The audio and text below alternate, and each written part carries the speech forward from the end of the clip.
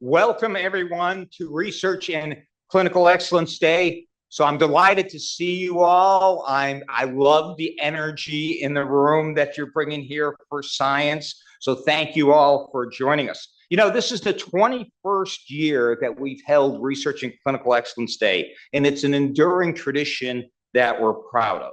I'm Michael Reddy, and my pronouns are he and him. Research Clinical Excellence Day celebrates what's unique and special about UCSF School of Dentistry.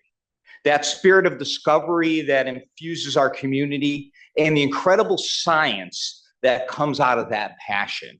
It's really an important thing. Today we celebrate the clinicians and researchers who advance knowledge and discoveries that lead to better outcomes for patients. And of course, we celebrate our ever bright and curious students who combine their mastery of science with their compassionate care to make a difference in the community. So I was trying to think of what makes this day so special. You know, why do I like it? You know, and is it really about, you know, the brain power that's in the room? You know, is it about the work ethic that's there? Is it the curiosity? And, you know, I said, you know, this is an amazing group of talented people. And I think that they have a unique ability. And that ability is to turn massive quantities of caffeine into scientific output. You know, so yeah, all right. So we'll keep the coffee flowing, and we'll cherish the learners who are working hard to become future leaders in dentistry and health science, the dedicated faculty who serve as the mentors and coaches, and the experts whose lectures add to our knowledge. You know, the real value, I think, of a research meeting is often the cross conversation that happens at the posters and the breaks. You know, so, you know, it's really what happens sometimes at the coffee break, you know, spending time with others who have a similar scientific mind, you know, that helps us think differently about the future, enriches our community. You know, a conversation that takes place today might plant a seed in someone's mind that produces something new, maybe even a future treatment. 17 years, that's the time that's often quoted, the length of time it takes from a basic research discovery to reach clinical application. Now, with the rate of advancement, that might be a little shorter today. It may be 15, 14, and maybe if we're lucky, it will be 10 years. But, you know, whatever it is, I can tell you that when the public hears about it, it often strikes people as being a little too long, you know, but this is the scientific process that all of you here understand. And it's not the speed of research that matters, but it's the quality that will improve health outcomes for the future. So there's the necessary steps that need to take place, right? Fundamental research that shows promise moves to translation, then on to clinical trials. And if the clinical trials are successful, that we develop guidelines and we do implementation science to get people to adopt it in practice. And each step is critically important, but all of them really are based on one thing that you're devoted to, and that is discovery. You know, that first step, that concept, the pursuit of an idea, that great question that you have, that's the essence of research. And without that forward view, envisioning how that might improve the lives of our patients in the future, nothing in the clinic would ever change for the better. Just think about that for a minute. If you don't have universities that do research, there will never be an improvement in patient care. You know, so, you know, for those of you who have this pioneering idea, that pursuit of 17, 14, or 10 years to translate into patient care will fly by. And it will seem like a small price to pay to change the world for the better. So thank you all for improving health, and thank you for being here today. Okay, good morning, everyone. So I have the pleasure, please come on in, grab a seat. We're gonna get started because we have a very tight schedule. So I have the pleasure of introducing one of our new faculty members, Dr. Kulkarni. She is has agreed to be the chair of the next session, the session for oral presentations from our pre-docs, mostly pre-doc students, but the student presenters our trainees. And so please come in quietly and grab a seat. It is just about the time to start. It is right at 10:15. So we're going to go ahead and start. I will turn it over to Dr. Kulkarni. Good morning. I am Dr. Kulkarni. I would like to thank Dr. Gansky for inviting me to be the chair of today's session. I come here to UCSF from Augusta University, and I'm really excited to be part of this program today. So just some rules for our audience and for our presenters. We have a very tight schedule. Each of the presenters will get 7 minutes. At the 6-minute mark, I'll be standing right here, reminding you that it's your time to get your take-home message wrapped up and presented. So just stick to the time so that we can get everybody equal amount of time for their presentation. And then after that, we'll have Dr. Starr's presentation. So again, please stick to your time. And then I'm going to go ahead and introduce our first presenter, Annie Yang.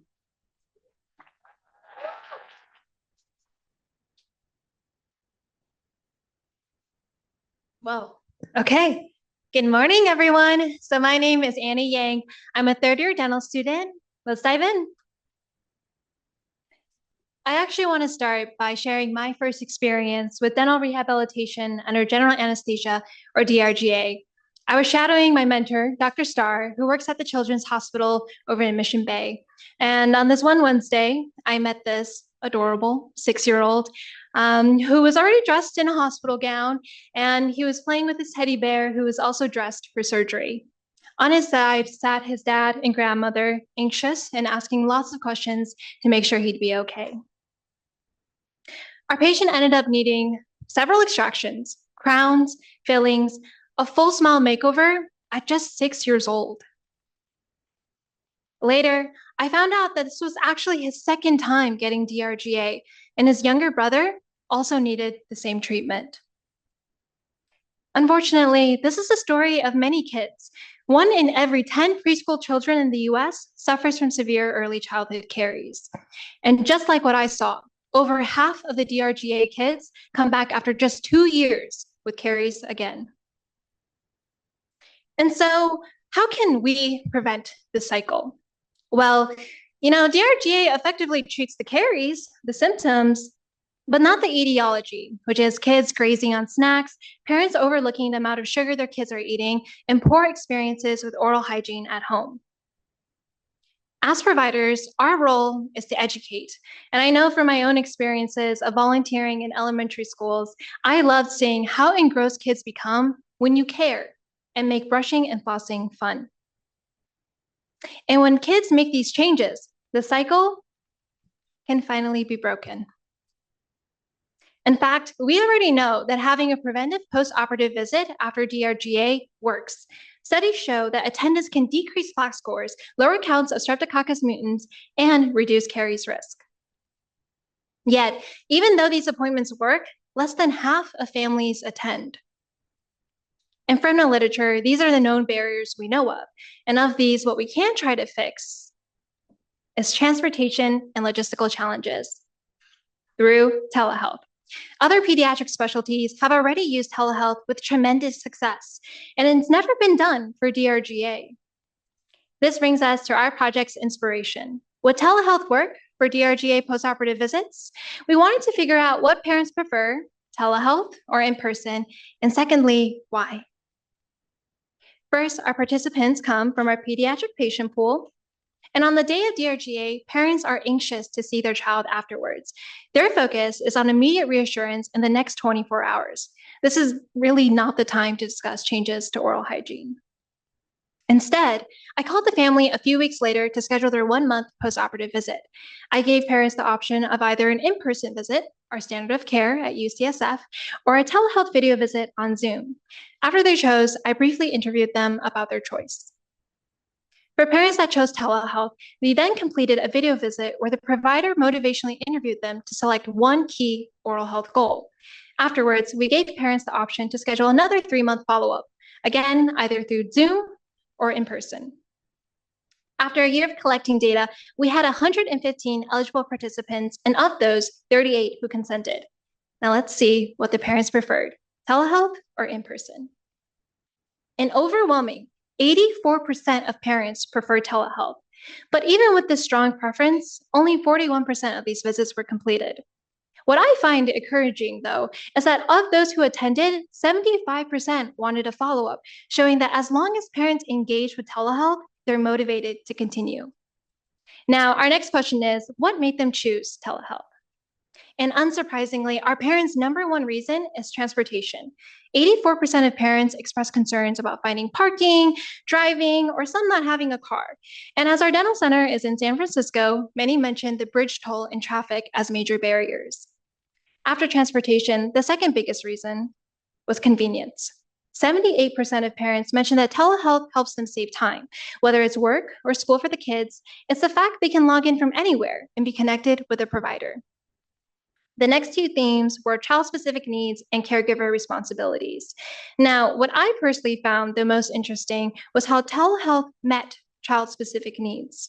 While we've been treating telehealth as an alternative to in-person visits, it could actually be a standalone option in itself.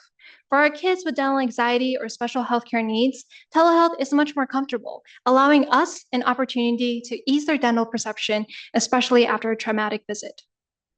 Now, let's see the in-person results. The biggest reason, by far, was direct interaction. Often, these parents had a clinical need and were concerned about the healing or some kind of pain. Only one participant mentioned that they were unfamiliar with telehealth.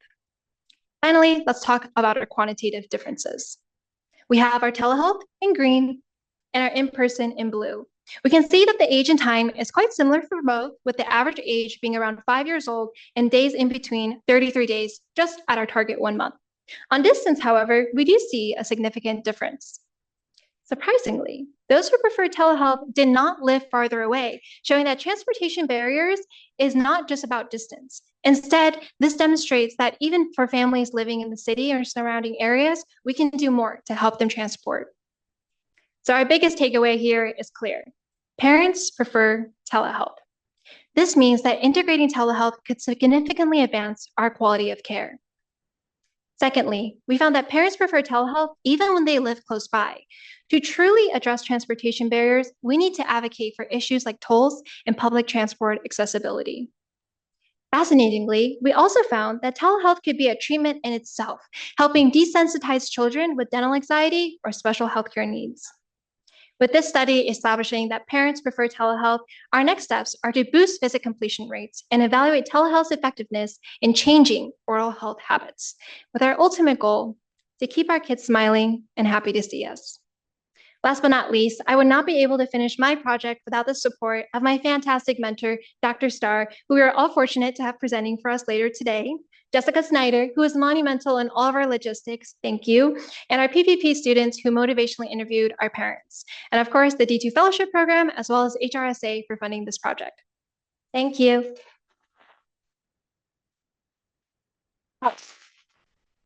Questions? Does anybody in the audience have questions for Annie? Yes, Paulo. Why did you choose? Why did you choose to follow up with just the RJ patients instead of just pediatric patients? Yeah, and that's a really great question. And I personally believe that preventive care should be a part of every dental visit, no matter what you're doing. With that said, how are you going to know who's at risk for caries without actually, treating these patients with caries? And so our studies show that when we motivationally interview patients who are the most at risk, that's when it's most effective. So to answer your question, ideally, we would do it for everyone, but we want to help those most at risk. Thanks. Any other questions? Okay, Alex, okay.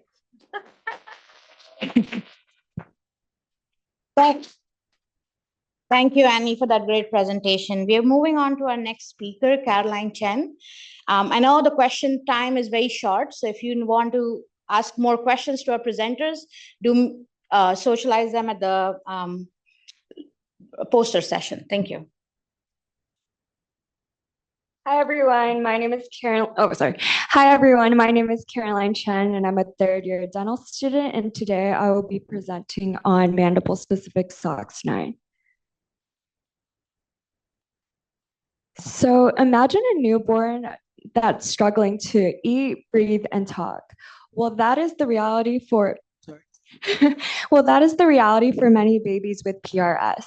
And so, what is Pierre-Robin sequence? It is a rare birth defect with the triad of clinical findings, and this includes glossoptosis, which is a tied back tongue, airway obstruction, and also mandibular hypoplasia or retrognathia. And so here you can see the retruded mandible compared to a normal mandible. And so a majority of individuals with PRS have cleft palate, and isolated cases are associated with SOX9 with mutations in the regulatory regions or the gene itself. So presentation is variable. While milder cases can be addressed with non-invasive treatments, more severe cases require surgical treatment and can have long-term complications and risk. And so here you can see, this is an example of mandibular distraction osteogenesis, which is one of the first line treatments for severe PRS. And so looking here, we can see that this is like a series of pictures from the post-operative day at the time of photograph to the end of active distraction in a boy with PRS. So before I start showing data on mandibular dysmorphology and cleft palate, I want you to give you a brief overview of how the palate and mandible develop. So at E12.5, you can see that the palatal shelves develop as bulges vertically, and then at E13.5, they continue to develop vertically as well. And so between E13.5 and E14.5, the palatal shelves start to elevate, and at the end, by E15, they start to meet at the midline. And so lastly, by E16.5, the palatal shelves start to fuse. Now I am showing a previous PRS mouse model where SOX9 is deleted with Wnt1-Cre in all neuro-derived mesenchyme, including the palatal shelves, mandible, and tongue. And palatal shelf elevation is delayed in the mutant compared to the control right here. And so you can see that mouse models have been developed, but they're not able to distinguish problems in the palatal shelf itself or whether the mandible and tongue are contributing to the palatal shelf elevation. And so to do so, we would need a CRE that deletes genes in the mandible specifically, and that is exactly what we developed. So introducing the hand-to-CRE, a new genetic model that we developed that deletes genes specifically in the mandible in vivo. And so CRE is first expressed at E10.5 in the first pharyngeal arch, and you can see by E14.5 and E18.5, it is localized in the mandible. Here in the developing mesenchyme, we can also see that CRE is expressed in the mandible, tongue, and Meckel's cartilage, noted by the dotted circle, but it's not expressed in the palatal shelves, outlined in white. And so using this hand-to-CRE model, we deleted SOX9 specifically in the mandibular mesenchyme to better understand mandibular dysmorphology in PRS and also determine the contribution of the mandible and tongue to cleft palate in PRS. And in this project, we crossed hand-to-CRE with a DTA to generate a second mouse model with micrognathia and microglossia, which I will discuss later. And so now I'll show you the results. So what is exactly happening in mandibular development? Well, we performed geometric morphometric analysis to analyze mandibular shape differences between the SOX9 hand-to-CRE and controls. Segmentation and landmarking was performed to generate the isosurfaces that you see here, which shows that the deletion of SOX9 results in a small dysmorphic and retrognathic mandible compared to the control. And you can see that the mutant mandible is smaller in the anterior posterior position. Variations in mandible shape are also assessed using principal component analysis.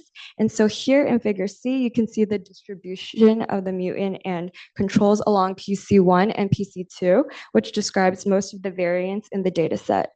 Mutant and controls showed significant shape differences in both PC1 and PC2, which are marked by the distinct clusters you see here.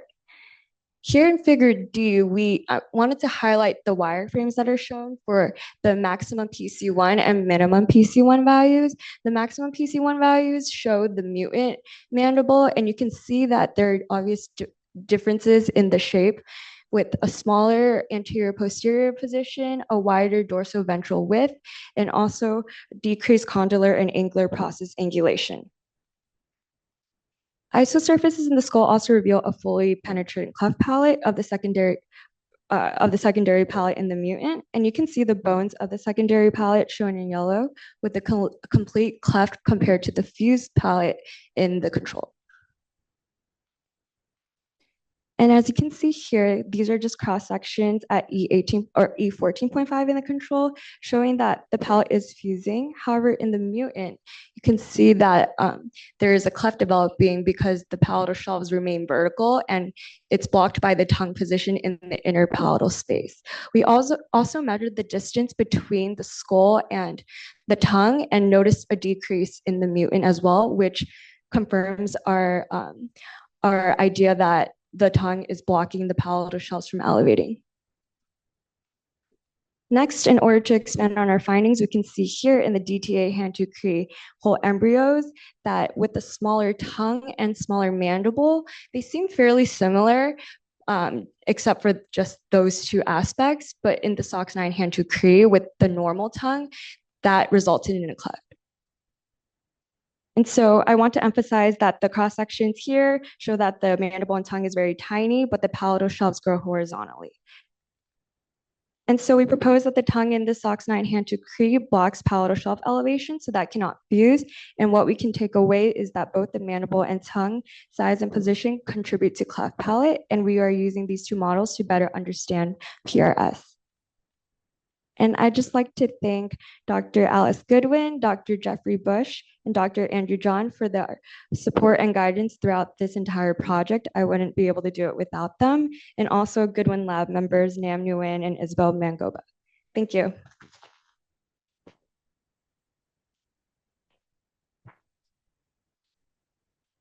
We have some time for questions for Caroline. Yes, please. Great presentation, by the way. One question.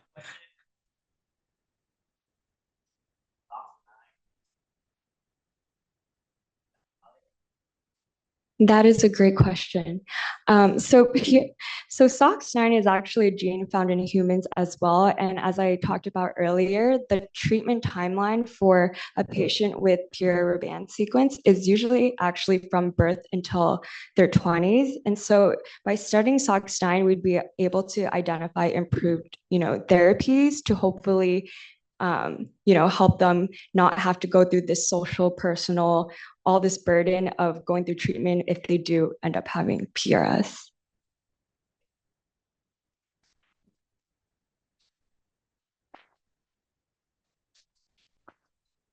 Thank you again, Caroline. Our next speaker is Paulo Orbia.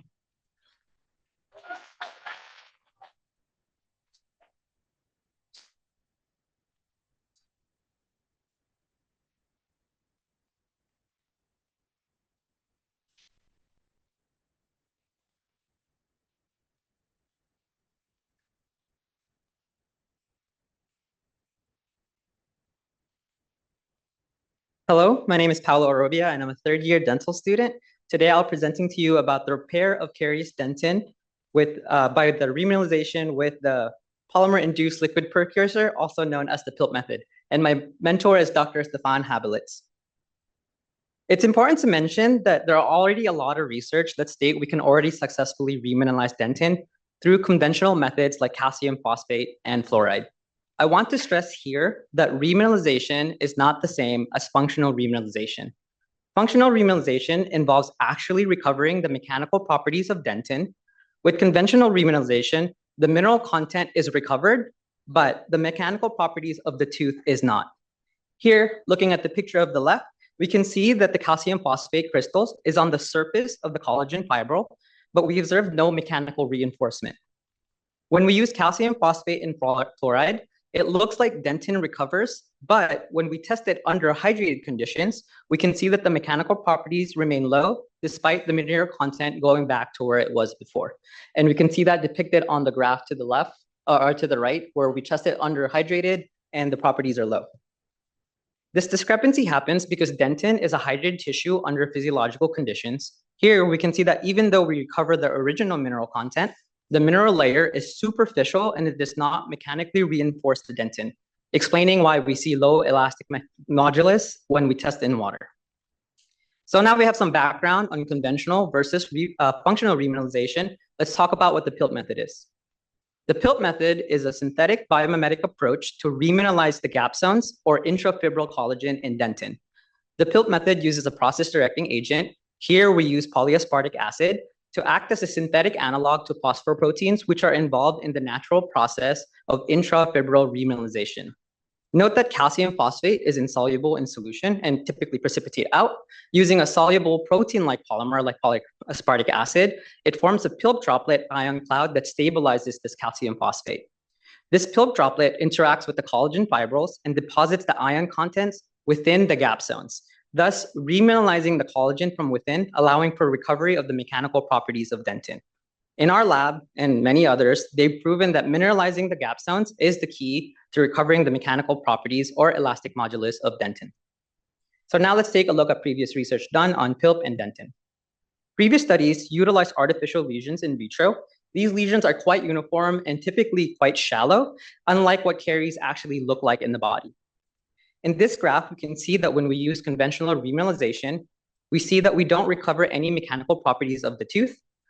With the PILT method, looking at the line at the top, I think it's red, we see that we observe at least 50% recovery of the mechanical properties of the tooth. Using micro-CT, when we do a PILT treatment on a real tooth for 3 months, we can observe the mineral content recovering using the PILT method as well. The functional remineralization capabilities of PILT on affected dentin is well established by our lab and many others. But in studies involving real teeth, caries excavation were involved prior to PILT treatment. So I was really curious about how PILT treatments affect infected dentin, which brings me to my project, which is to determine the extent to which PILT treatments functionally remineralize dentin with natural carious lesions in vitro. To do this, to evaluate recovery of mechanical properties, I measured the elastic modulus of carious primary teeth before and after a 1-month treatment using a nano-indenter. I want to highlight here that no carious excavation were performed, and of course, all this testing were done under hydrated conditions to better simulate how dentin function in the body. To visualize these nano-indentations, I start at the lesion by the estimated contact point of the tooth. I then take measurements every 20 microns for 2,000 microns until I reach sound dentin. I do 3 lines of this 50 microns apart. Here are my samples, and here we can see that the extent of the lesion differ quite a bit from each other, similar to what you would encounter in clinic. Here are the results before and after, which the x-axis being the distance, with 0 being the start of the lesion, and 2,000 microns being the measurements found on sound dentin. Here we can also see the depth differ between the samples.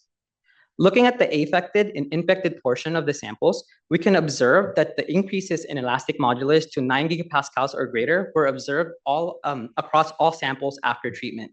We can also take note that sample 2 shows the best recovery. To evaluate whether the treatment worked, we need to run a logistic regression because the samples themselves, the lines of the indentation, the distance from the lesion, and the PILT treatment all affect the outcome variable, which in this case is whether or not dentin recovered to 9 gigapascals or greater, which is indicative to 50% recovery of the mechanical properties. The odds of successful remediation with the PILT treatment were 18.8 times higher than without the treatment. This is a very strong effect, showing that the treatment has a big impact. During this study, I was really scared because I thought I was wasting my time. We defined infected dentin using conventional method as irreparable. But for the first time, we potentially have the ability to repair infected tooth structure rather than just replace it. Long-term, as we develop this technology more, I see us potentially applying PILT to any cavity restoration that has reached dentin. Everything we do in restorative dentistry is temporary. I know, hot take. We typically start with a filling, then it progresses to another filling. It needs to get replaced and progresses to a crown. It becomes an RCT or a root canal. Then we need to do an extraction and then do implants. Traditionally, our goal has been to make our restorations last for as long as possible. But now, with the potential to actually repair infected tooth structure, our goal can shift. It could be decreasing the need for root canals, extractions, and implants. In other words, the potential for lower costs, improved access to care, and better outcomes. Thank you so much for listening to this presentation. I'd like to thank Dr. Starr and the pediatric dental residents for helping me collect samples for this project, the UCSF Research Fellowship Program, Kevin, Andrew, and of course, my mentor, Dr. Havlitz.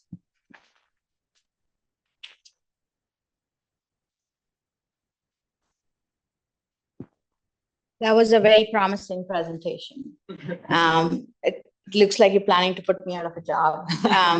But any questions for Paolo?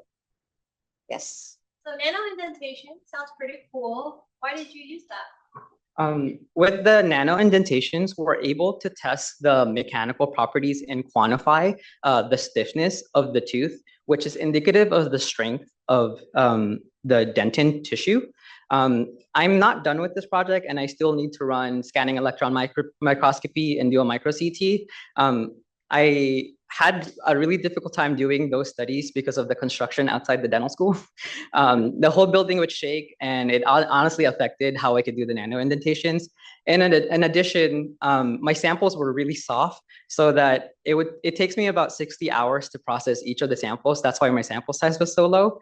But there's times where I'd process a tooth for 5 hours to do indentations, and then I'd drop it on accident using a polishing disc, and I'd completely lose and destroy it. Or when I'm doing my analysis, it took me about a year to figure out how to do the load function, because in the beginning of the study, I'd bulldoze through the teeth because the natural caries lesions were so soft. So yeah, thank you.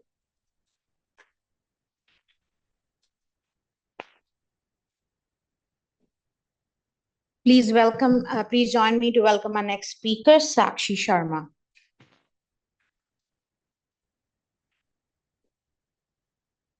Hello, everyone. My name is Sakshi, and I want to introduce my JDS fellowship topic, investigating the effects of amelogenesis imperfecta on the formation of junctional epithelial cells. I want to begin by talking about periodontal disease, which, as we all know, is one of the most common chronic inflammatory diseases in the oral environment. It is caused by a biofilm that is essentially caused by specific pathogens that affect the dentogingival unit. The dentogingival unit, in turn, is formed primarily by the junctional epithelium, which not only supports and connects the tooth to the connective tissue underlying it, but also acts as a barrier between any infection or inflammation getting to the connective tissue, underlying bone, or even systemically. The junctional epithelium is basically a keratinized, stratified squamous epithelium that may be 3 to 30 layers deep. And it is derived from the oral ectoderm embryo while the embryo develops. Essentially, while the embryo develops and differentiates these pre-ameloblast cells into different stages, the secretory ameloblast is the one that we want to talk about today.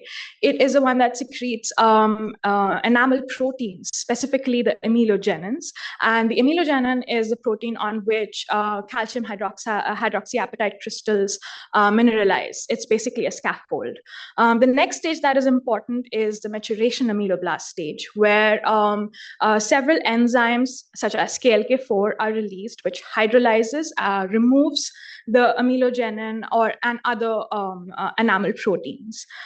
Basically, at the end of amelogenesis, we're left with hard enamel, and these ameloblasts turn into reduced enamel epithelium, which later on become the junctional epithelium. So essentially, it looks something like this, with junctional epithelium and the tooth structure on top of it.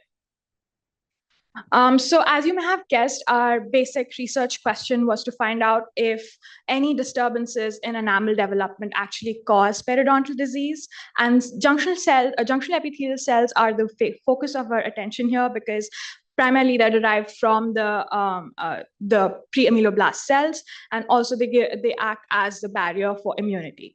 I also want to discuss the study model. We took two different animal models to study or simulate amelogenesis imperfecta, which includes the amelogenin knockout mice model and the KLK4 knockout mice model to simulate amelogenesis imperfecta in different conditions. And I also wanted to point out that this research is pretty novel and there's no such research in this realm as of now. And that clinical question actually brought us around this research. Amelogenesis imperfecta in the form of amelogenin knockout mice actually occurs with compromised, disorganized enamel crystals and a very less amount of amelogenin protein, which makes the enamel about 10% of the actual thickness in healthy tissues. So this is the hypoplastic kind of amelogenesis imperfecta. In KLK4 knockout mice model, the enamel crystals are normal, but there's all of this extra protein which wasn't dissolved. And so the enamel that is formed essentially is soft and it can easily be scraped off. This is the hypermaturation kind of amelogenesis imperfecta. Looking at the slides that we mounted, you can see that the junctional epithelium in the amelogenin and KLK4 knockout mice has the epithelial cells, which are much more rounder, have more cytosol, lack blood vessels, and also have a lot of protein material between the junctional epithelium and the tooth structure itself, all of which contribute to reduced immunity and ability to fight off infections. We also studied specific biomarker molecules, specifically ODAM, which is found in the internal basal lamina. It is responsible for cell matrix interaction and adhesion of the epithelium to the adjacent connective tissue, adjacent tooth structure. And here in these amelogenin and KLK4 histopathological slides, you can see that ODAM is not only disrupted, but also less distributed amongst the different cells. And therefore, we can clearly see that the cell matrix interaction is less. And there is an improper barrier function between improper adhesion between the junctional epithelium and the tooth structure. Then the next molecule that we studied was claudin. It basically is responsible for cell-cell interaction. And in our histopathological slides, amelogenin and KLK4 knockout mice showed less amount of claudin, which meant that there was less and less interaction between cells in case they were ever infected by any pathogens. Again, going towards periodontal disease. The next molecule that we studied for was Ki67. It is basically a marker for mitosis. It is found in perinucleolar areas around rapidly dividing mitotically active cells. Here in our DAPI stained histopathological slides, you can see that amelogenin and KLK4 knockout mice have actually a very less and a very less amount of the Ki67, and also it's not as equally distributed everywhere, which means that when they are infected, when these cells are infected by any pathogens, they will not be able to replenish as quickly. They will not have a turnover that would mean that the periodontal disease would progress more rapidly. So essentially, this is a summary of what we were able to find. In a healthy tooth structure where there is no enamel defects, the junctional epithelium is able to express ODAM, claudin-1, and Ki67, and essentially has no imbalance with the amount of protein between the junctional epithelium and the tooth. There is good amount of blood vessels, and the stratified squamous epithelium is well built. Therefore, the periodontium is able to defend itself. Versus in the presence of an enamel defect, there is no ODAM, claudin-1, or Ki67, or less of them, which essentially means that the periodontal tissue is more prone to periodontal disease. There's also all of the reduction in blood vessels and excess amount of proteins between the tooth structure and the junctional epithelium, which essentially makes periodontal disease that much more difficult to battle. Here are my resources and support. I really want to thank Dr. Zhang and her team, Susu, Kevin, and Jake.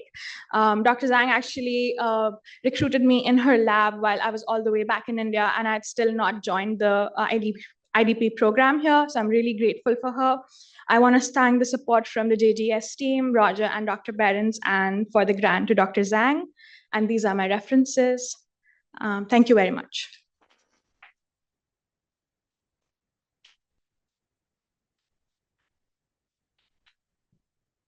That was a great presentation, Sakshi. Can I have any questions from the audience for Sakshi?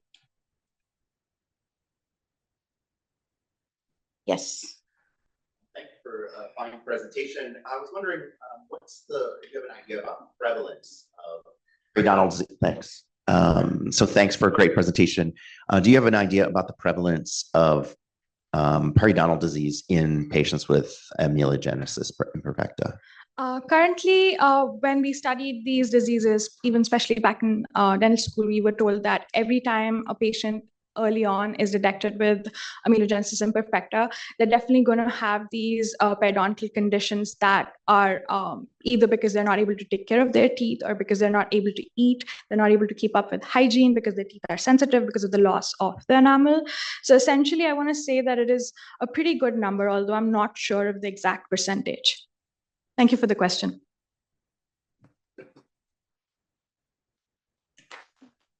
Thank you.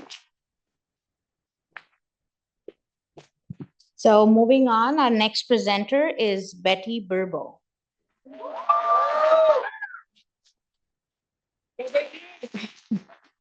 Hi, everyone. My name is Betty Birbo. I'm a third-year dental student, and today I'll be talking about the evaluation of maxillary skeletal and dental dimensions in individuals with impacted maxillary canines.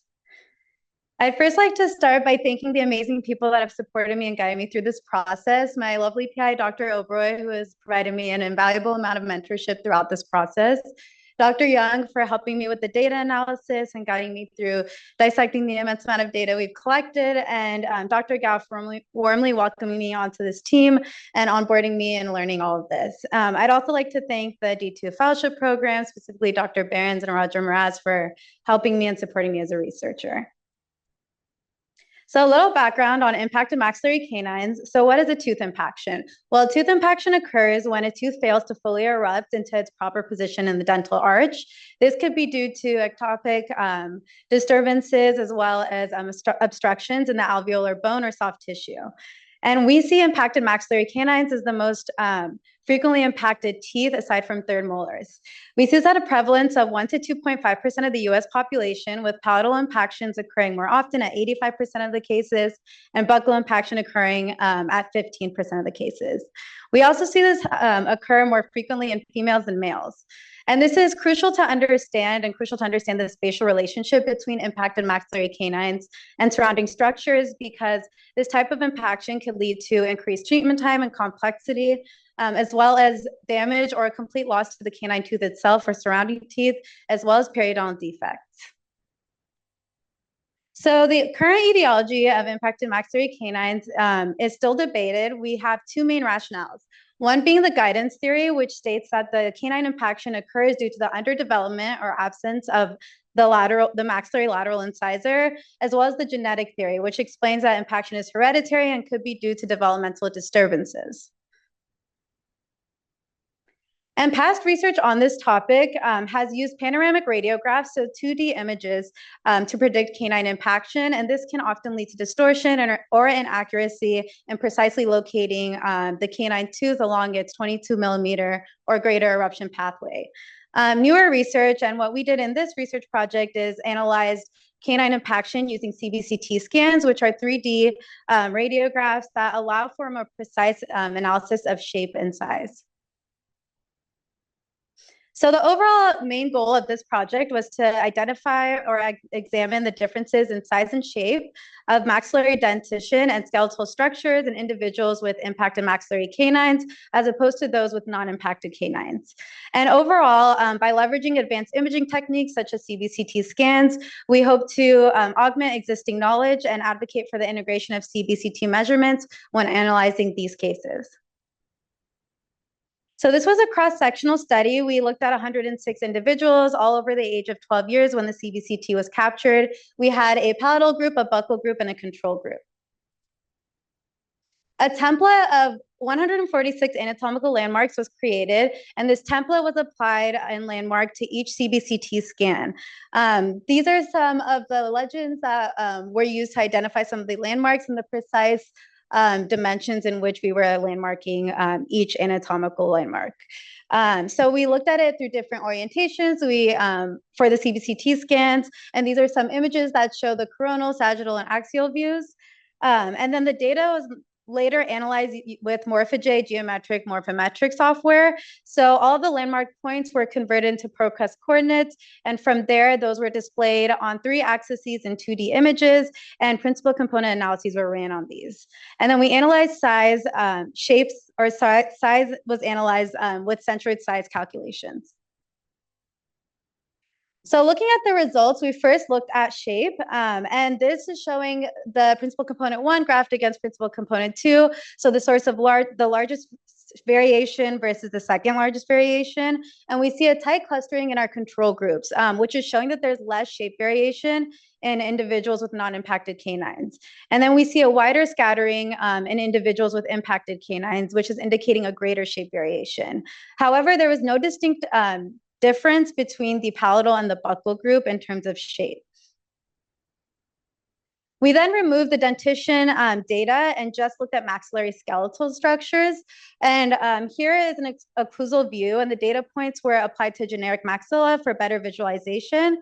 And with the impacted side, we saw that there was a skewing of the arch and a midline shift towards the right side, which is where we see the impaction, as well as an anterior constriction in the arch width. We also see an expansion in the distal aspect of the non-impacted side. And then looking at the same data from the posterior view, we also saw that the sinus floor was significantly lowered on the impacted side, and then there was a deviation of the palate and then the floor of the nasal cavity towards the impacted side. We then looked at PC2, which showed further asymmetry. And that asymmetry was specifically the miniaturization of the sinus as well as the constriction of the arch. Then looking at the size differences with centroid size calculations, we saw that there was a significant, statistically significant reduction in central incisors and first molars in individuals with impacted canines. Interestingly enough, we did not see this with the lateral incisors, which followed under the guidance theory. We then looked at maxillary structures excluding dentition in relation to size. And what we saw was that there was an overall statistically significant reduction in the maxilla without dentition, the palate, and the arch width. But between the palatal and the buccal groups, there was no statistical significance. We also took a look at females versus males in the entire data set. And what we saw here was that males overall were found to have a statistically larger maxillary centroid sizes. And this relating it to past research where we saw that females were more like 2 to 3 times more likely to have maxillary permanent canine impaction. Our results could indicate that that is due to spatial reasonings. So overall, our findings do not support the guidance theory, as we found that there was no statistical significance in the reduction of the size of the lateral incisor. We also found the smaller central and incisor and first molar tooth size may be related to the constriction of the arch width, because these 2 teeth are the first 2 to erupt in the maxilla at about 6 to 8 years of age. So that could be establishing the more narrow arch width that's causing this canine impaction. And overall, we encourage an earlier intervention as a lot of these structural changes that we saw, especially with the maxillary skeletal structures, could lead to longer and more complex treatment planning if not addressed early. And then where there could be better improvement for the study is looking specifically at unilateral impaction. So our data set had both bilateral and unilateral impaction data. And by looking just at unilateral, we could potentially see how it affects more of one side of the maxilla versus the other that would be non-impacted. And future research could be proposed by looking at split mouth comparisons on unilateral canine impactions. And these are my references. Thank you.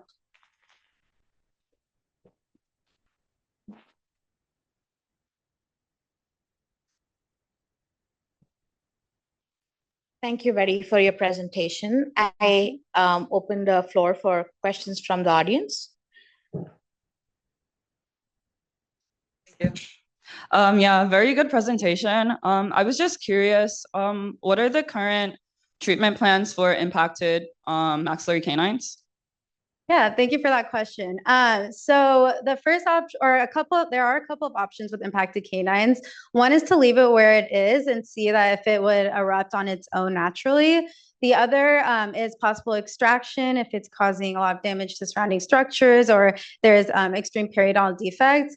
And then the other is using orthodontic appliances through an open or a closed eruption technique where the gum is basically resected.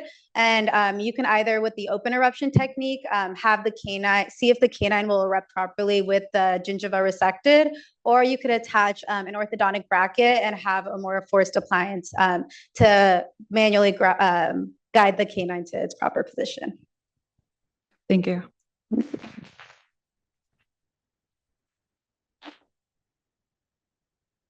Thank you for your presentation. Our next presenter is Khushbu Gupta.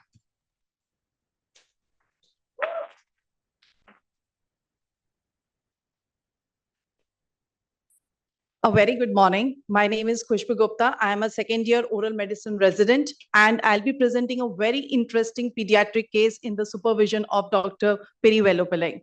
To start with, the patient came on 6th of 2023 to us on an urgent referral from a dermatologist. The patient was having a mild autism, but he was very articulate and very expressive and very clear in his thoughts. He told us that I'm having this swelling, which is making it very difficult to eat and drink food. So leaning forward to ask more associated symptoms, we had a thorough conversation with the parents, and the parents told us these are not the first symptoms the patient is having, and it goes back almost like 6 months back that the patient actually developed rectal pain with perianal fissure, for which the patient had a treatment of topical corticosteroids and antibiotics. But it did not resolve this, and the rectal pain continued, and the patient was seen by a GI gastroenterologist. At that point of time, they wanted to rule out any inflammatory bowel disorder and did a stool calprotectin, which came at negative. And then at that point of time, it was just considered constipation. But later in the month, April 2023, the patient developed this swelling, for which they had a consultation with the dermatologist, and they thought of it as angular cheilitis and gave the treatment of topical tacrolimus and mipramycin, but which did not resolve these lesions. And they wanted to have a conversation or a consult with oral medicine specialist. At that point of time, the patient was sent to us.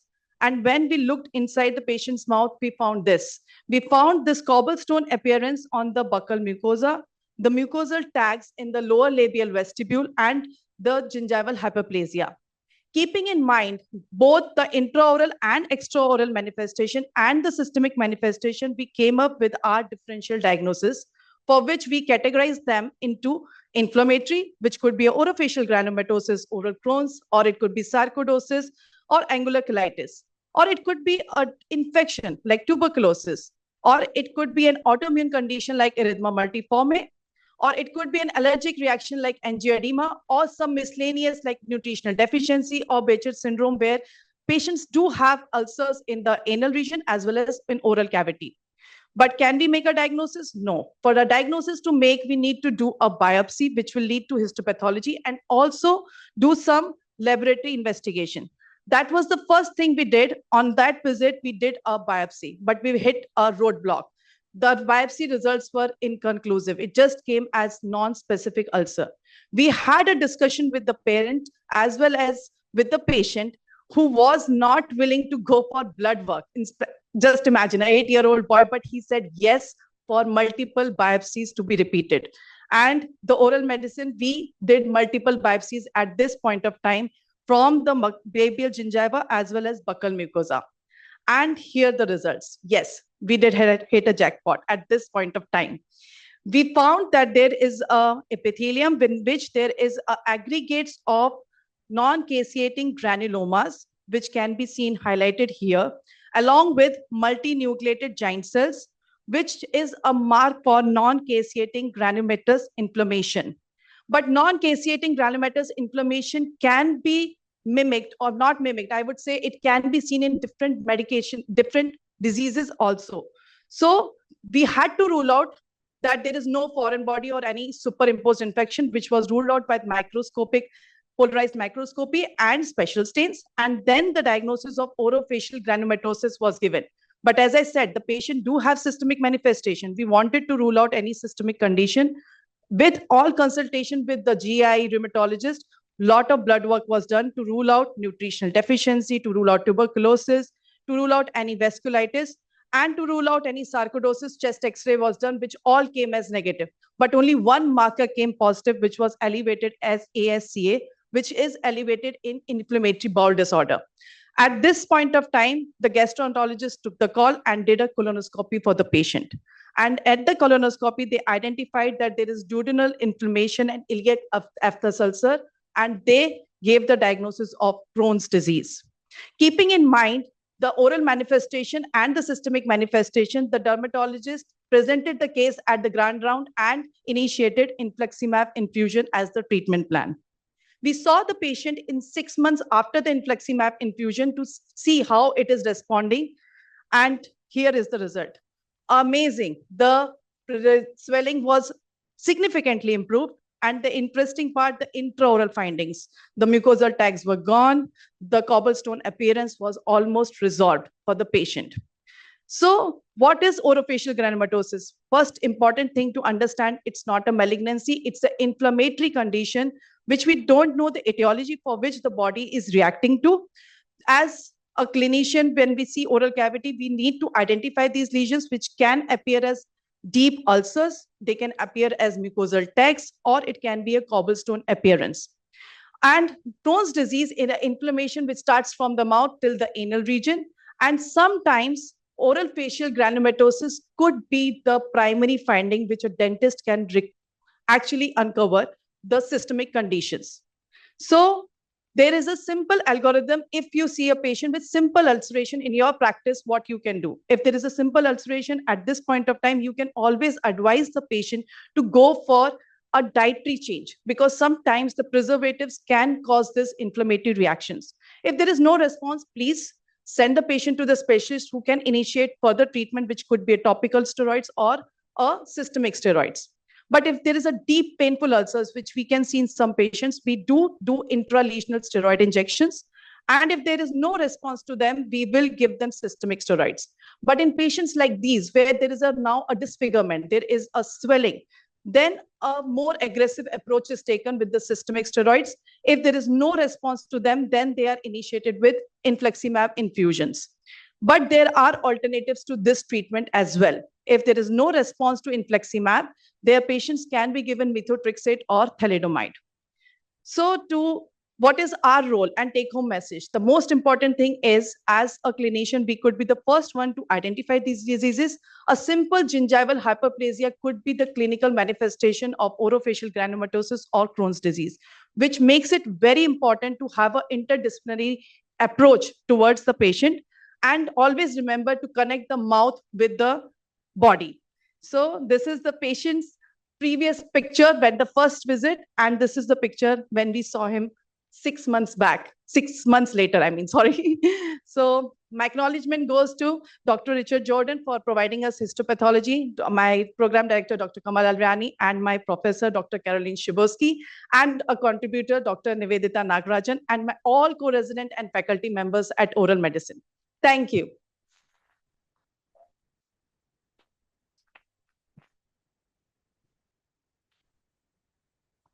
Thank you for educating us on that and telling us to keep an eye out. Any questions for her?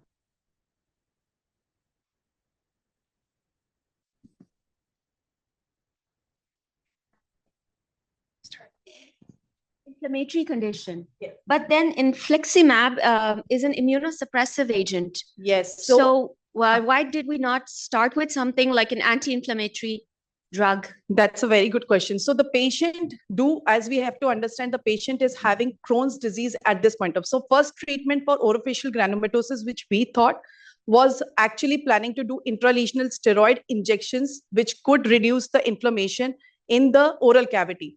But the patient has Crohn's, and for Crohn's, the infliximab in 20 years has been proven as a miracle drug for severe Crohn's disease. It is a TNF alpha blocker, which actually reduces the inflammation in the intestine marker. That is why the patient was initiated with infliximab. We actually, in between, I just did not mention, but the patient was given for 2 weeks systemic steroids, but it did not help the patient at all. Welcome.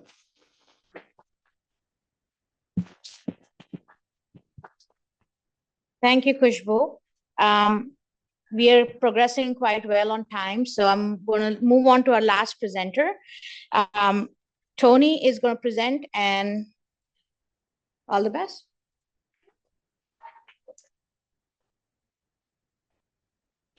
You know, I'm doing this for the applause, obviously. Thank you so much for the introduction.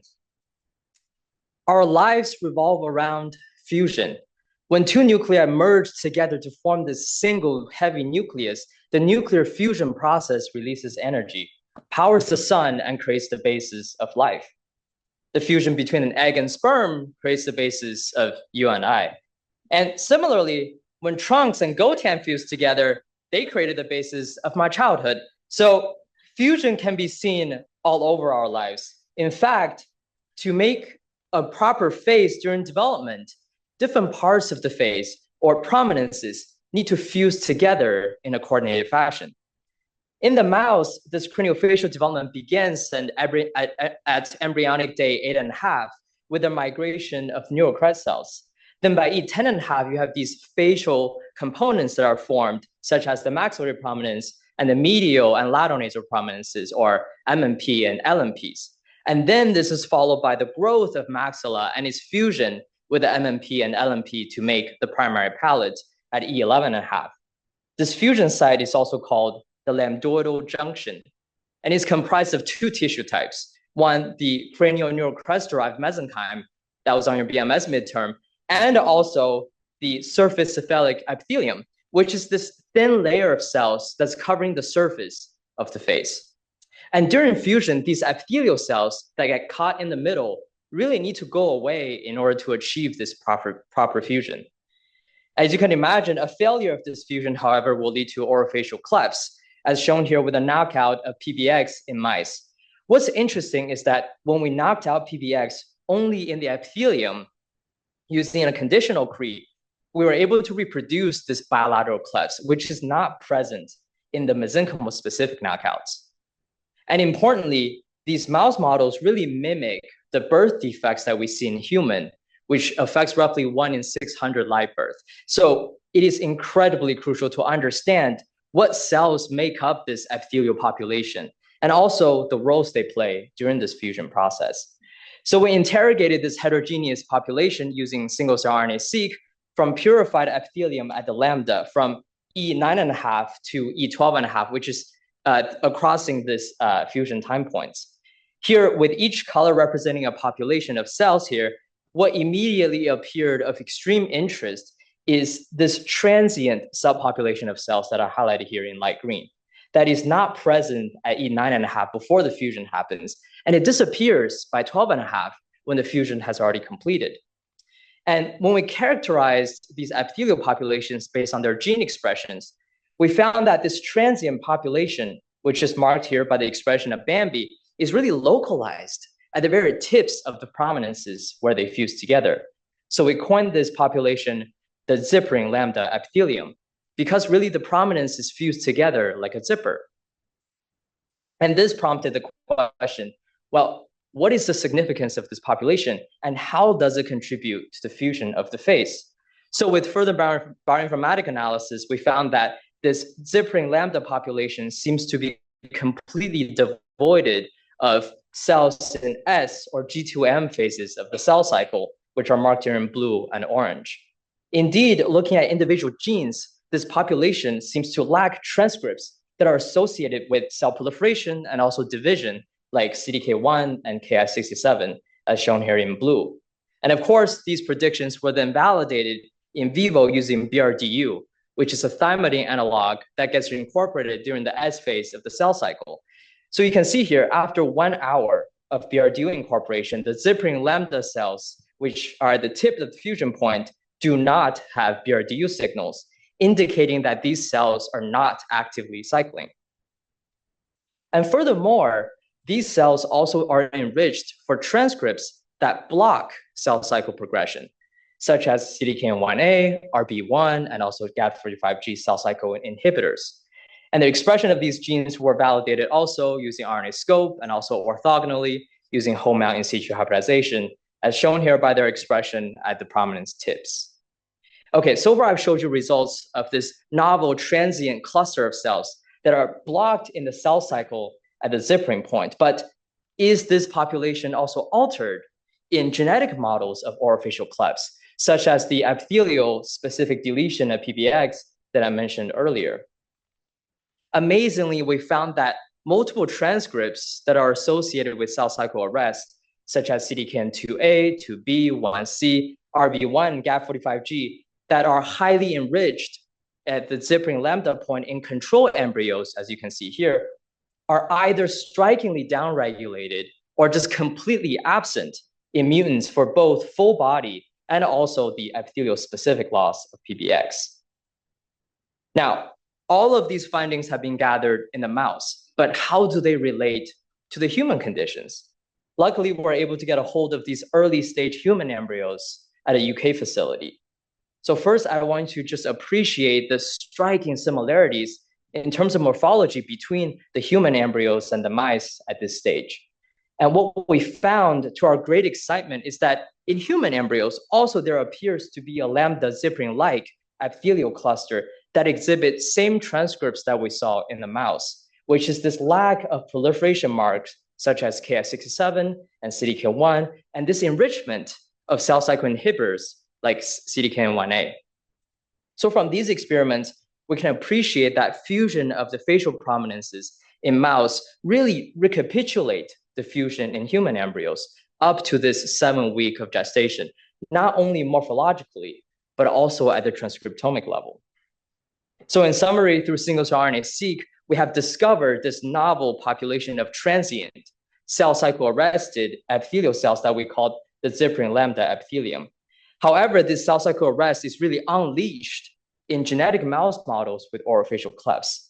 And perhaps most importantly, this population is also present in human embryos, showing a similar transcriptomic signature, really highlighting the critical role of this population in both human and mouse development. So with that, I'd just like to thank my lab who have contributed to this project, Licha and my co-mentor Georgia, who have really guided me a lot, and our collaborators and our funding sources. Thank you so much.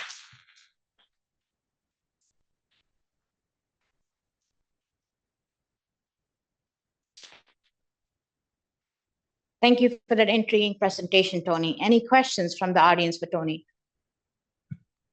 This is the last presentation of the series. Yes. Thanks, Jeff. More about how cell cycle arrest might lead to the next step of fusion of those two structures. Great question. So as you can imagine, right, I think of these cells as maybe kind of guardians of the face, right? Like they're kind of guarding the surface of the face, and then when they fuse together, right, they need to go away, as we talked about. So arresting is kind of like, oh, what now, right? Like where am I going to go now? What am I going to do? Do I die off, which we see that happens also with apoptosis? Do I become something else? Maybe we see as well with EMT, epithelial mesenchymal transition, or do I differentiate into another cell type? So I think all of these are potential next steps for these cells. But I think for them to do that, they need to first stop and think. And I think cell cycle arrest achieves that. Thank you. Let's get ready for the next talk. I would like to first start by thanking all our presenters and especially their mentors for encouraging them to come and participate and present here. So before we move on to the next talk, I have the honor of introducing Dr. Starr.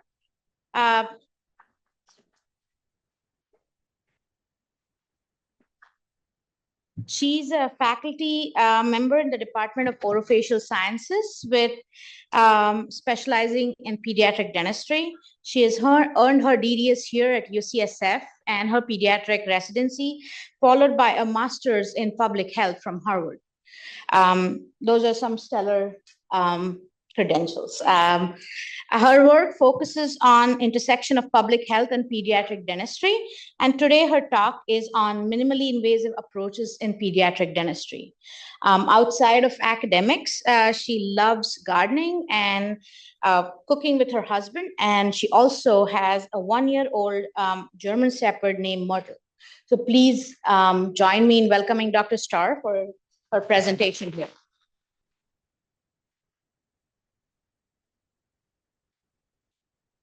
Let's make sure you guys can hear me. Good. Hi, everyone. Thank you for the introduction. My name is Jean Starr. I'm a pediatric dentist here at UCSF in the Department of Oral Facial Sciences. The last time I presented at Research and Clinical Excellence Day, it was 2013. I was a second-year dental student presenting on my summer research fellowship, and I was coincidentally presenting about pediatric dental anxiety. At that time, I had no intention of becoming a pediatric dentist, but it was a project that I took on. 10 years later, I'm still here, more than 10 years later, I'm still here. I'm a dentist, public health, pediatric dentist. And as a faculty, I work with kind of 3 groups of people. I work with dental students, trainees, residents. I work with kids, of course. Most of my patients are very young.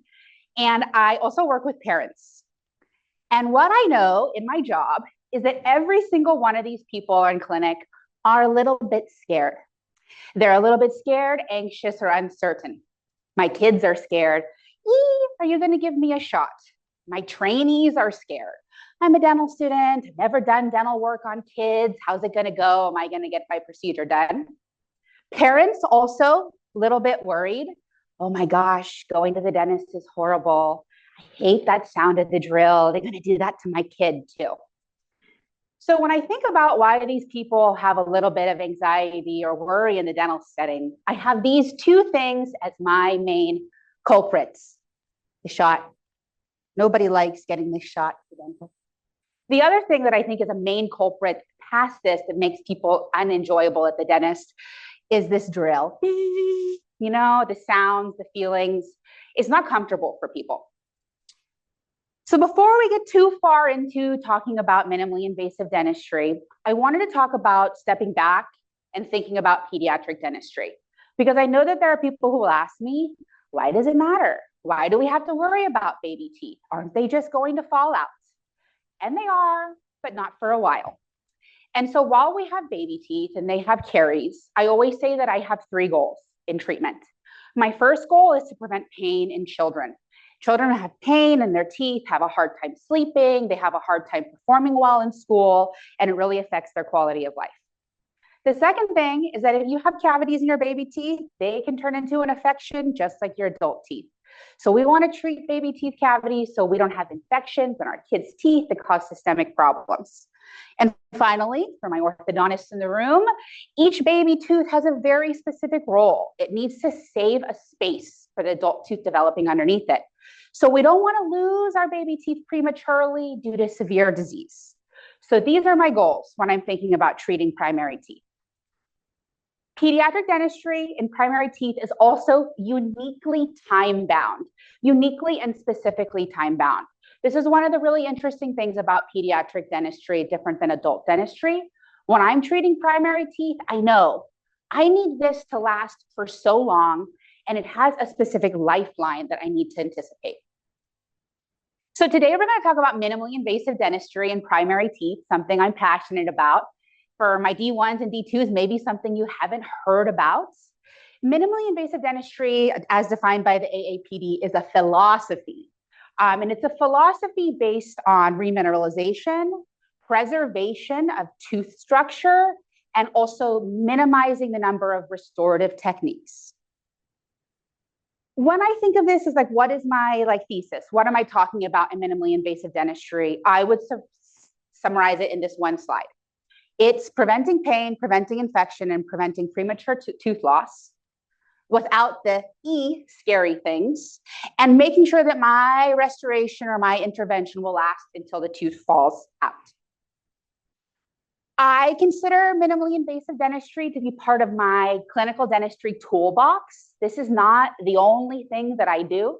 You heard Annie this morning. I say I do maximally invasive dentistry, seeing kids in the operating room for full mouth rehabilitation.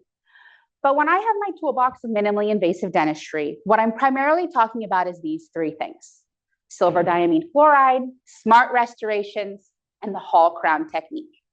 So today, for my clinical presentation, we're going to talk about these three things, and I'm going to share with you guys some cases of kids who got minimally invasive dentistry like this. The first thing I'm going to talk about is silver diamine fluoride. Some of you may have heard of it. Some of it might be something new. Silver diamine fluoride is a topical liquid medication. Looks like this, comes in a little eyedropper. It's made of silver and fluoride. It has ammonia to stabilize the solution. When I explain to parents and kids what is SDF, when I'm telling them I want to do it to their kids' teeth, I explain it like this. SDF is made of silver and fluoride. The silver is antimicrobial, helps to kill the germs in the area that is causing the cavity. SDF also has a higher concentration of fluoride. So after the germs are killed, right there where we put the SDF, the fluoride is going to help remineralize where the cavity has weakened the tooth structure. So how do we apply SDF? Super, super, super easy, you guys. Anybody could apply SDF. We isolate the tooth, usually with a cotton roll. We dry the tooth, little air on the tooth. I call it air conditioning for the tooth with my young kids. And then you scrub the SDF onto the tooth for ideally 1 minute if possible. This is about 2 singings of the ABCs, if you would like to use my own method of time approximation. And after that, the treatment is done. Now, some of you probably know this is the downside of SDF. When the silver incorporates into the tooth, it turns the tooth black. And I think that pictures like this is what makes people really hesitant about a minimally invasive dentistry approach. I don't want to turn kids' tooth black. I don't want to do that to families. But I want you to know that yes, SDF can look like this. SDF treatments can also look like this. When we use SDF early on in teeth, it can cause just small occlusal stains. Or importantly, when we use SDF to treat interproximal lesions early on, we see things like this. Little tiny interproximal stains where this is the weakened part of the tooth from interproximal caries. And yes, I see this black line here, but I guarantee you no parent or child is worried about this little black line between the teeth. So let's talk about an SDF clinical case. The year is 2022. I'm a pretty new junior faculty. I have a 4.5-year-old girl, and we take bite wings for the first time. And what do we see on this bite wings? For those of you who are not that into clinical dentistry yet, I'm starting to see these little interproximal lesions on my posterior radiographs. And for today's presentation for this case, we're going to focus on tooth number K and L in the lower left quadrant. For those of you that are general dentists, D3s, D4s, maybe D1s or D2s, I want you to seriously look at this radiograph and think, what would I be recommending? What would my treatment plan be for this child if I saw this bite wing? I think a lot of you are thinking this. This is what I call the whole kitchen sink. This is local anesthesia, rubber band, tooth preparation, matrix, etch, bond, composite restoration, post-operative instructions about local anesthesia because kids love to bite their lip when they are numb.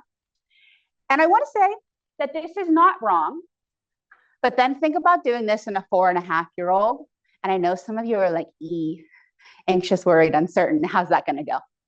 So let's think about what if we did a minimally invasive dentistry approach for this child. So always thinking about what are my goals in my clinical approach to my kid. Preventing pain, preventing infection, preventing premature tooth loss. And I think that I can achieve those things by using SDF. So that is what we did. We have our 4.5-year-old. We probably sang about 2 ABCs. We scrubbed our SDF intraproximally using some floss. And 6 months later, our patient comes back. I take updated bite wings. You will see 6 months later, after one SDF application, there is little to no caries progression. I apply SDF again at that 6-month visit because SDF is shown to be more effective 2 times a year than 1 time a year. And here we are, 11 months later. Yes, we still have caries. Yes, it's questionably crossing the DEJ, but I still feel that a minimally invasive dentistry approach is appropriate for this child. 21 months later, 3 SDF applications.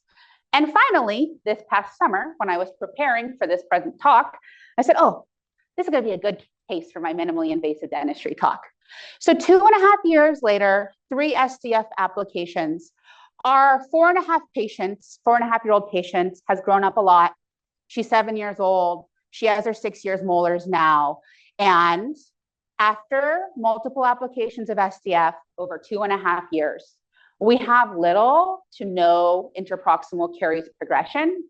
We have achieved our goal. No pain, no infection, no potential space loss.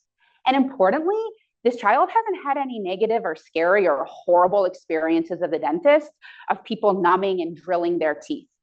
So, like I said, we're time bound. I am almost 100% sure that these teeth will make it until exfoliation without ever requiring any invasive dental care. So hopefully I sold you a little bit on SDF.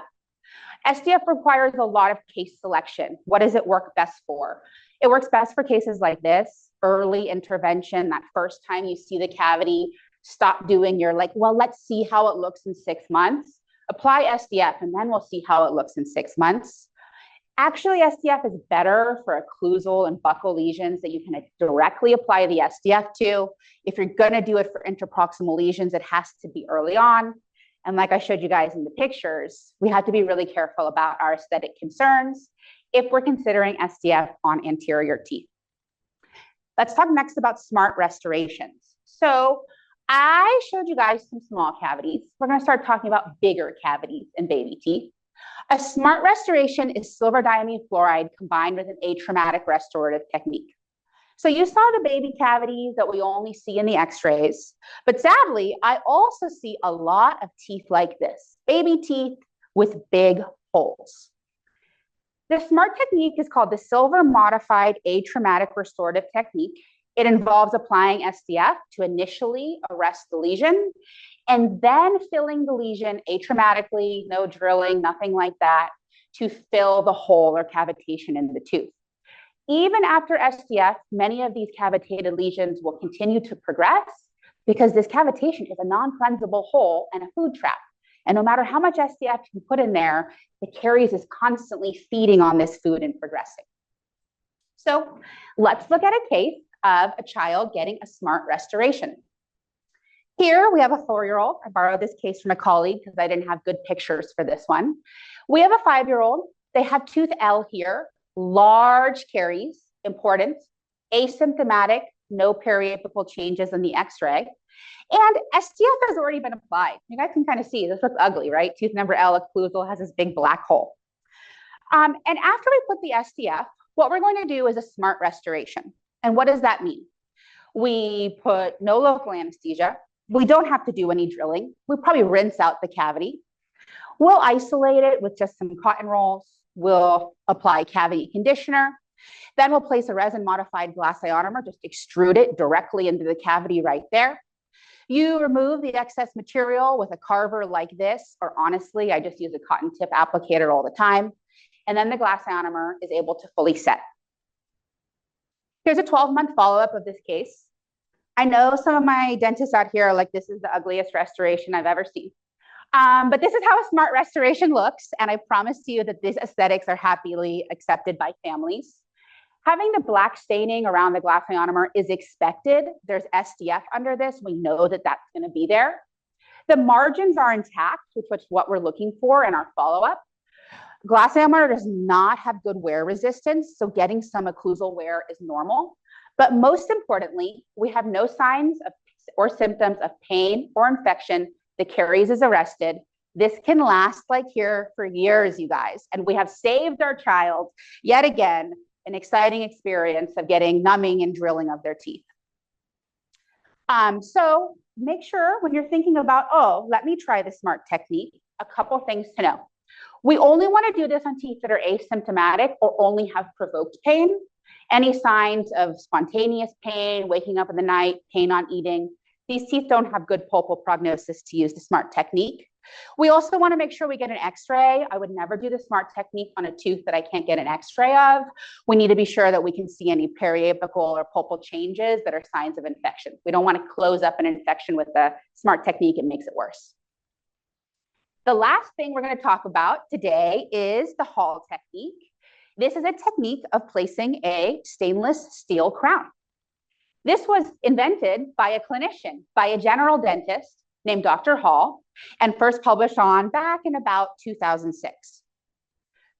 And first, let's think about what is a traditional stainless steel crown. I've done, I think, maybe 1 million of them. You anesthetize the tooth, you isolate the tooth, you do caries removal, you prep the tooth until it looks like this. Seal my D2s and SimLab in the spring. We'll be prepping our stainless steel crowns on our typodonts. We size our crown. These crowns are pre-made. We approximate what size is going to fit on the tooth. After that, we cement the tooth. We remove the cement. We go over post-operative instructions. Again, numbing for kids is no good. It's not good during it. They don't like the shot. It's not good afterwards. They love to just do things to their lip that causes adverse events. So that's the traditional stainless steel crown. Not impossible. I do it all the time on young children, but it doesn't have to be our only option. Hall technique involves the same pre-formed stainless steel crown, but it is placed onto a primary molar without drilling it at all. How do we do that? We use orthodontic spacers. We place the spacers mesial and distal to the tooth. It creates interproximal space between the teeth, and you're able to place the crown passively on the tooth without having to drill it at all. Now, I know some of you are going to start to be in this, oh, this is wild. What is this lady talking about? And I promise you, everything I talked about today, we're not talking about research for my presentation today, but everything that I'm talking about today is backed and supported by research. So this is a large clinical trial that was done, a 5-year study, looking at placing stainless steel crowns on teeth with no caries excavation. And you will see that no cavity preparation was required. They did remove large pieces of food or debris from the cavity, such as this, and that sealing the caries by the Hall technique statistically and clinically significantly outperformed standard restoration. So not only do you not have to drill the tooth, in this study, not drilling the tooth actually was more successful than drilling the tooth. So how do we do this? We take these cute little orthodontic spacers. They're mini rubber bands. For kids, I call them little blue donuts. I use a little piece of floss. You stretch it and you place it interproximally between the teeth. You can leave the spacer there for 20 minutes. You can leave the spacer there for a week. Either way, what it's going to do is make a little space for you. A little mesial space, a little distal space. Then you can place the crown without having to cut the tooth at all. So after my space is made, I approximate the size of my crown based on the mesial distal width of the tooth. The crowns come in 7 sizes. Honestly, you could just hold it up to the tooth and figure out which one is going to fit best. After that, I just kind of make sure the crown's going to fit, but I don't fully seat it. Finally, we fill the crown with glass ionomer. We use pure glass ionomer for Hall crowns. Hand mix it, place the crown on top of the tooth, and I tell the kid, bites, muscles, muscles, and the kid will bite the crown into occlusion. Hall crown technique, higher success of Hall crowns compared with traditional crowns at 24 months. Another study demonstrating that. I love this study. This study talks about how children, parents, and even general dentists preferred doing the Hall crown technique to the traditional crown technique. So the Hall crown not only is easy for kids, it does better, But even providers prefer to do a Hall crown technique compared with the traditional crown technique. So for our last case, we'll talk about one of my kids, not my kids, one of my patient's kids. I know this kid very, very well. He's 5 years old. He has autism. I work a lot with children with autism. We had been practicing for so long to get x-rays for him. I'm starting to get x-rays and I'm seeing this. This is a large distal caries on tooth number S. We did try SDF for this patient, but it didn't arrest the caries. SDF isn't a forever every solution. I put SDF and I can see that this caries is starting to get bigger. So what do I do looking at this? I can't really do a smart restoration. SDF isn't working at all. What is in my toolbox to help prevent pain and infection? Because I know if I do nothing for this tooth, this caries will proceed to pain and infection. I could consider reapplying SDF, but I know when caries balloons inside the dentin like this, it's too late for SDF. It's not going to work. I could do a traditional crown or stainless or composite with this kid, but like I said, he's five years old. He has autism. I know him well. We're not getting a traditional restoration done. I could consider sedation or anesthesia, but this kid has one bad cavity. Am I really going to consider sedation or anesthesia for one bad cavity? Probably not. So after talking with the parents, we opted to try a Hall crown here for tooth number S. So what do we do? I placed the spacers. I said, when do you guys want to come back? They said, we'll come back in 3 days. It's a good day. He has a half day at school. Comes back 3 days later. I put some topical in the gingiva just to make it a little bit more comfortable. I tried to do nitrous because nitrous can be helpful even for Hall crowns, but this kid was like, you're not putting this nitrous on my face. After that, I removed my spacers. I approximated the size of my crown and I fixed my crown on my tooth. Nobody cried. It was great. It was a success. Here's my patient 1 year later, follow-up after placement of the stainless steel crown by the Hall technique. I can see that my crown is fully sealed the tooth. Don't worry, you guys, in pediatric dentistry, we don't worry about this open margin stuff that you guys, there's no such thing as an open margin in pediatric dentistry. We can get into that. This is fully sealed. This is fully seated. Our patient has no symptoms, no pain, no sensitivity. Primary teeth, if they're failing, if they're getting an infection, you see a radiolucency here in the furcation. I see no sign of infection in the furcation. So for me, this tooth number S, success. The kid was happy. We didn't do anesthesia. Nobody got their tooth numb. Nobody cried. And this crown, stainless steel crowns are 98% successful, you guys. This crown will stay here to protect this tooth until it falls out. I have no concerns. I have slight concerns about T-mesial, but again, we talk to parents about what our treatment options are. I hope that I have somewhat convinced you guys to think about minimally invasive techniques in your toolbox of dentistry. Think about where you might be able to use SDF, where you might be able to consider SDF with glass ionomer for smart restorations, or if you might feel comfortable starting to practice Hall crowns. Like I said, they're easy to do. You don't have to numb the tooth. You don't have to drill the tooth. You just honestly have to manage the child's behavior. Having minimally invasive dentistry techniques, what do they do for us? One, I think it helps to improve the experience of the dentist for the child. I had a patient a couple weeks ago who I did a Hall crown on, who I had done a traditional crown on his older sister about 2 years before. And the dad was like, why did you do it that way last time? And I was like, oh, I guess I didn't think about it because your older daughter was better behaved, but I could have used a Hall crown technique for her as well, because even the parents recognize that this is something that is much more acceptable to children. I think this is really important, allowing providers. General dentists from all over the place send kids to us here at UCSF because they're like, eek, baby teeth with cavities. I can't do it. Send them to a pediatric dentist. I think that if we could get more general dentists doing some of these minimally invasive techniques, you guys might feel more confident treating these kids on your own. Ultimately, I also think that having positive experiences at the dentist at a young age helps to develop kids into adults who are less scared of the dentist. And also, I hope that you guys all saw that minimally invasive dentistry techniques have excellent clinical outcomes and are something that we should be considering for all of our patients. Special thank you to everybody. I wish my mentees were here, but they went to do their posters. But thank you to all my students and mentees. Honestly, you guys keep me motivated to keep learning things and trying things and make me want to keep coming to work every day. My patients, of course, aren't here, but thank you to them. They are the most fun part of my job. Thank you to my colleagues for inviting me here today and listening to my talk. And also thank you to my husband who's not here and my dog who's not here. But they have really been unwavering in their support of my academic career that has led me to present to you guys today. I have time for questions if anybody has some questions.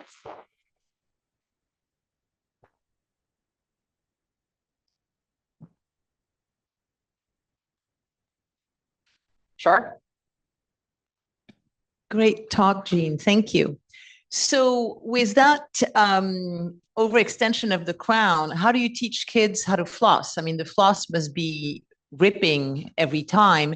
And how do you prevent food impaction, which can actually cause quite a bit of pain? I mean, in an adult, at least. So maybe it's different in kids. It is different in kids. Most of our crowns look somewhat like this. You'll be surprised the floss doesn't get stuck. This is subgingival, and this is how most of our stainless steel crown margins look because they're pre-made and they're not contoured to crimp to fit to the crown. So something like this, there's no clinical problem. Won't cause the floss to get stuck. Food won't get stuck there. We just floss it. I know, pediatric dentistry is a little wild, but they all look like this. I should have shown you guys that most of them look like this. This is how a stainless steel crown looks in a kid because they're pre-made. They're not custom fit to the crown. Great presentation, Dr. Starr. I had a question. So can we use potassium iodide to have better acceptance of SDF in the anterior teeth? Because you said we can use it better in the buccal and the occlusal surfaces. So can we use potassium iodide to reduce the discoloration of SDF? So you're talking about using potassium iodine after silver diamine fluoride to reduce the aesthetic concerns? Yes. Yes. I will tell you that everything that I talked about today, I talked about because I feel it's supported about strong clinical research evidence. I think that that is something that some clinicians are trying, but there's not a lot of research about whether potassium iodide actually results in better clinical outcomes, and also not research about how putting potassium iodine after SDF might impact the caries arrest. So I've heard of people doing that. I wouldn't say that it's like a research supported intervention that I try.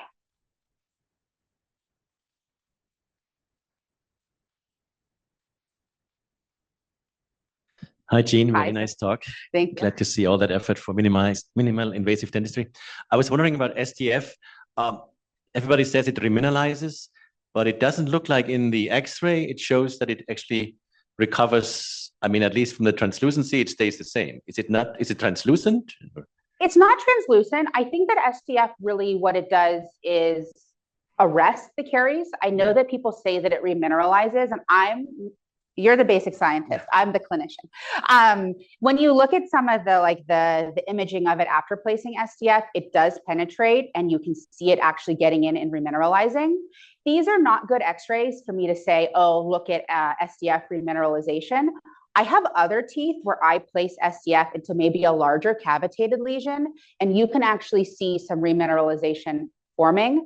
But this is like a 2D image of a tiny tooth with a very minimal caries on it. So we don't always see it actually remineralizing and going away.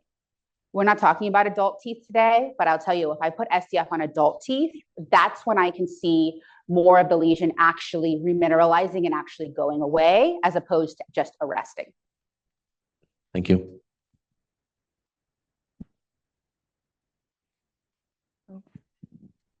Jean, really excellent presentation. I appreciate you sharing on this. So two parts. What do you think is one of the barriers of clinicians not adopting this philosophy? And number two, do you teach this to our pre-docs? This is part of our curriculum. I think the first barrier of, I think, people who are in practice is belief. There is a lot in dentistry that I see of, this is the way that I've always done this, so I'm going to keep doing this. I have even seen in my own experience going from a resident to just 4 or 5 years later, where I knew people who were like, SDF doesn't work, we have to drill the tooth. And now tons of people do SDF. So I think it just takes time for people to accept that like there's different ways of doing things that works. That's why I felt like in my presentation today, I wanted to show two things, the research side and the clinical side, because changing clinicians' minds, a lot of times they don't change their minds till they see that success in their own hands. And a lot of times in practice, I feel like getting people to try things for the first time is really hard. Do I teach this in predoctoral education? I will say that this is part of a class that I teach about behavior management in pediatric dentistry. It is actually not as much taught in our 3rd and 4th year rotation. It's probably covered in like one lecture in PCC, but something that I would like to see us do more. Yeah, same here. Thank you.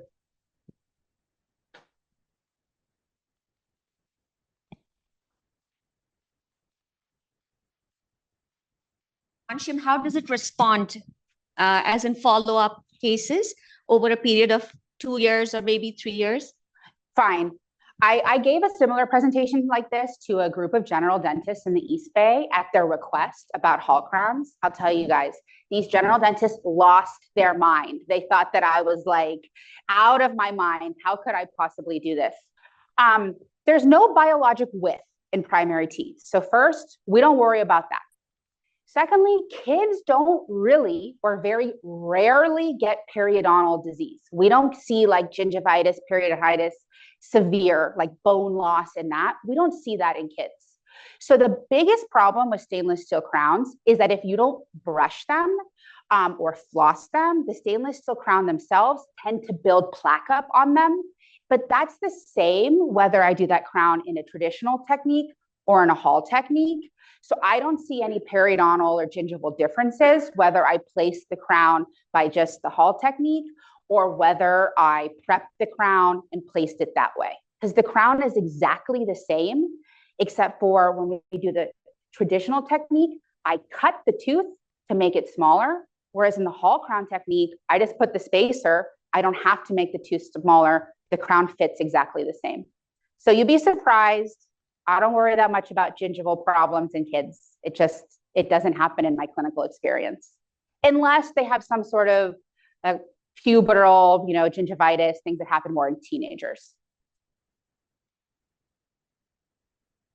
Thanks for your presentation, Dr. Starr. I had a question about the SMART technique. I don't know how important occlusion is for pediatric dentistry, but how would you ensure that the glass ionomer isn't high in occlusion, and since you're not using a drill? Okay, very good question. I didn't show it here. You can check occlusion with these. One of the downsides of using glass ionomer compared with a composite restoration is wear resistance. So first, kids, you guys, they don't care about occlusion, okay? You just tell them, I put this on your tooth. Does your tooth feel strong? They bite it. Oh yeah, it feels strong. See, your tooth is fixed.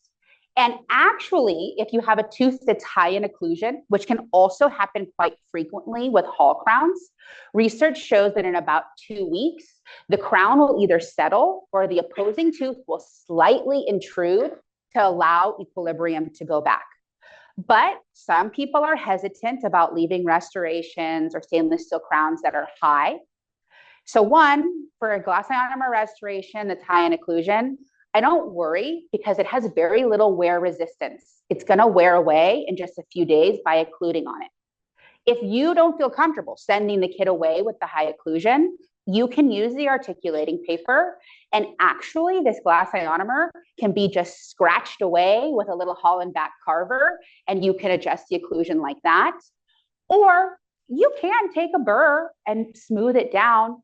Kids will handle a burr to adjust the occlusion or polish the restoration a little bit if you want, because to do that, you don't have to numb the tooth. I just tell them we're going to do a little tooth car wash, a little air and water and clean their tooth, and they're okay with it. So it's really, I don't worry about the occlusion, but if you're like, oh, I'm not comfortable with this as a practitioner, using a spoon or even adjust the occlusion if you want, Can be done, I will say not necessary for clinical success. Over here. Can I ask one question? Okay, last. Yes, for yes. Oh, okay. So as you know, California, about 50% of children in California are on our Medicaid program. And the dentists in California are the lowest participating among almost all the states in the entire country. We have less than 15% of the dentists that are meaningfully treating Medicaid patients. As you know, these patients also have high caries risk in comparison to their commercially insured counterparts. So my question is, given the relative simplicity of these procedures, would this be something that would be easy to delegate to a dental therapist or an advanced practice dental hygienist or an extended function dental assistant in order to extend the workforce for this extremely high need population among also a workforce that's very much easier and less expensive to train than a dentist? Lisa knows. So I would say 2 out of the 3 things, yes. In the state of California, I can't train a dental hygienist, even in advanced practice, to place a stainless steel crown. That's like beyond what we can do in the Practice Act. Oh, in theory, yes, but they would disbar me from the American Academy of Pediatric Dentistry. But I already work with dental hygienists in our virtual dental home, training them to do SDF and glass ionomer restorations. I will say that works really well. It just takes time to make them feel comfortable, because a lot of dental hygienists, even after their advanced practice training, they have that same anxiety that like general dentists do, that like, is this gonna work? Is it gonna be good enough? But I actually think, like, when I think about what would be like something to like impact like the public health world of pediatric dentistry, because you know that's my love. I think we should do school-based SDF. There's like a really great randomized clinical trial that came out recently by Margarita Fontana doing school-based SDF, and it just like arrested so many caries in these kids. And literally anybody can apply SDF because it falls in the same scope of practice as fluoride varnish. And so I do think that like trying to delegate SDF, glass ionomer, maybe Hall crowns, but I have to walk my political line, is things that would really help to increase access to care, because I like to remind people that these are not subpar treatments. These are not treatments that we only do because we don't have a dentist. It's like, these things are easier for kids. They work, they achieve our goals, and like they're much more accessible. They're not like a lesser alternative. They're like equal in my playing field of like things I can do to achieve where I want to be. Because I do think that in the public, there's some perception by different types of providers that like, oh, SDF is something that we do for poor kids who can't get a filling at a dentist. And I think that's not true, because so many parents, especially high affluent dentists, they do not want high affluent parents. They do not want their kids to cry. You guys, the people who worry the most are like highly educated kids, parents, and they're like, oh, please don't drill my kid's tooth. Yes, I believe in SDF. So it's not like a subpar treatment. It's an equal alternative.